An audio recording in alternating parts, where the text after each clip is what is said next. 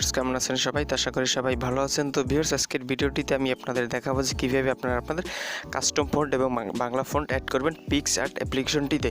তো আমাদের মধ্যে অনেকেই আছে পিক্সআর্ট অ্যাপ্লিকেশনটি অনেকেই ব্যবহার করি এবং থাম্বনেল ফটো এবং আমরা বিভিন্ন ধরনের পোস্টার এবং ফটো এডিট করে থাকি পিক্সআর্ট অ্যাপ্লিকেশনটি দিয়ে।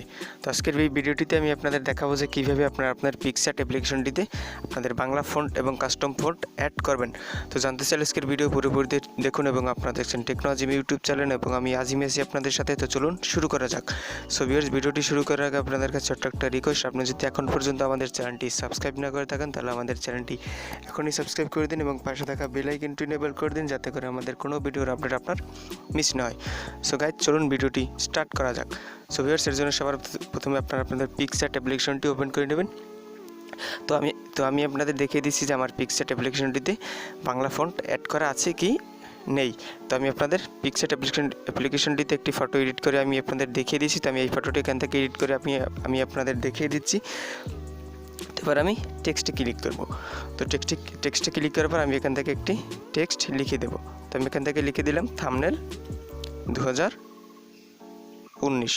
তো আমি এখানে লিখে দিলাম থাম্বনেল 2019। এবার আমি টিক চিহ্নতে ক্লিক করলাম।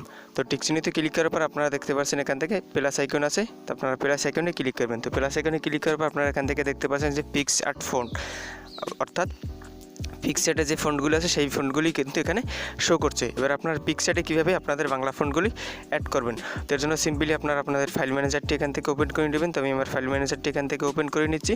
তো ফাইল ম্যানেজারটি ওপেন করার পর আপনারা যেই ফন্টগুলি আপনারা তাদের ফোল্ডারে অ্যাড করে রেখেছেন সেই ফোল্ডারে চলে যাবেন। তো আমি এখান থেকে শেয়ার ইট থেকে আমার ফন্টগুলি এখান থেকে আমি এনে নিচ্ছি। তো দেখতে পাচ্ছেন এখান থেকে ফন্ট আছে। তো আমি সব ফন্টগুলি এখান থেকে সিলেক্ট অলে ক্লিক করে আমি এখান থেকে কপিতে ক্লিক করব। তো কপিতে ক্লিক করে আপনারা ফোন মেমোরিতে চলে যাবেন। তো ফোন মেমোরিতে চলে যাওয়ার পর আপনারা এখান থেকে পিক্সআর্ট নামে একটি ফোল্ডার দেখতে পাচ্ছেন, সেখানে ক্লিক করবেন। তো সেইখানে ক্লিক করার পর আপনারা এখান থেকে ফন্টস নামে একটি অপশন ফোল্ডার দেখতে পাচ্ছেন, সেই ফন্টসে ক্লিক করে এটিকে আপনারা সবগুলো এখান থেকে মুভ করে দেবেন।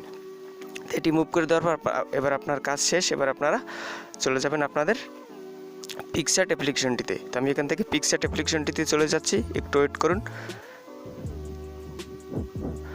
তো পিক্সআর্ট অ্যাপ্লিকেশনটিতে চলে যাওয়ার পর পিক্সআর্ট অ্যাপ্লিকেশনটিতে চলে যাওয়ার পর আমি আবার আপনাদের একটি ছবি এডিট করে এখান থেকে দেখে দিছি। তো আমি এই ছবিটি এখান থেকে সিলেক্ট করে নিচ্ছি। তারপর আমি টেক্সটে ক্লিক করব। তো টেক্সটে ক্লিক করার পর আমি আবার এখান থেকে লিখে দেব। তো আমি এবার বাংলায় লিখে দিচ্ছি। তো আমি আমার নামটি এখান থেকে লিখে দিচ্ছি, একটু ওয়েট করুন। তো আমি আমার নামটি এখান থেকে লিখে দিচ্ছি। তো লিখে দেওয়ার পর আমি আবারও টিক চিহ্নতে ক্লিক করব। তো টিক চিহ্নতে ক্লিক করার পর আপনারা এখান থেকে প্লাস আইকনে আবারও ক্লিক করবেন। তো প্লাস আইকনে ক্লিক করার পর আপনারা এখান থেকে দেখতে পাচ্ছেন মাই ফন্ট নামে একটি অপশন কিন্তু এখানে চলে এসেছে। তো দেখতে পাচ্ছেন এখানে খুব চমৎকার ফন্ট আছে।